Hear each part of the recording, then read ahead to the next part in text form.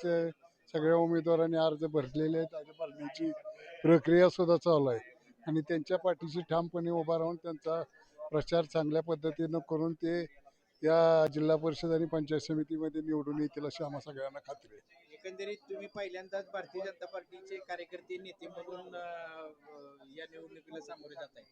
ही निवडणूक कशी असेल तुमच्यासाठी? ही निवडणूक आव्हानात्मक आहे, पण तशी काय अडचण येणार नाही. निश्चितपणे विजय आम्ही मिळवू. एकंदरीत तुमच्या किती जागा येतील?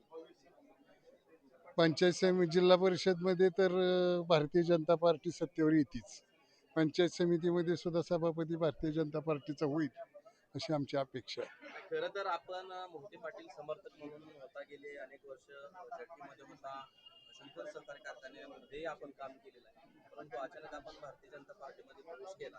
खरं तर कसं वाटतं इकडं मोहिते पाटील फॅमिली सेटमध्ये होता, आता भारतीय जनता पार्टीच्या परिवारामध्ये आला, काय एकूण फरक काय जाणवतो? फरक आता काम करणाऱ्याला फरक कसला, काम करणाऱ्याला फरक काय कुठं पडत नाही.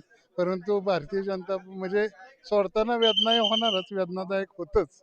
परंतु आता भारतीय जनता पक्षाचं काम अतिशय प्रामाणिकपणे आणि निष्ठेने करायचं ठरवलं. भारतीय जनता पार्टीनं निवडणूक जरी पंचायत समिती जिल्हा परिषदेची असली तर भारतीय जनता पार्टीनं वरच्या भागातल्या तुम्ही नेते आहात, काय असं तुम्ही काय मागणी वगैरे केली? नाही, अजिबात मागणी नाही. इथला 9-18 म्हणजे पंचायत समितीचे झेडपीचे 9 गट आणि पंचायत समितीचे 18, भारतीय जनता पार्टीचा निकाल कसा असेल? भारतीय जनता पार्टीचा सभापती होईल. धन्यवाद. तर हे होते आपल्या बरोबर सोलापूर जिल्हा परिषदेचे माजी उपाध्यक्ष आणि आता भारतीय जनता पार्टीचे नेते असणारे बाबाराजे देशमुख साहेब.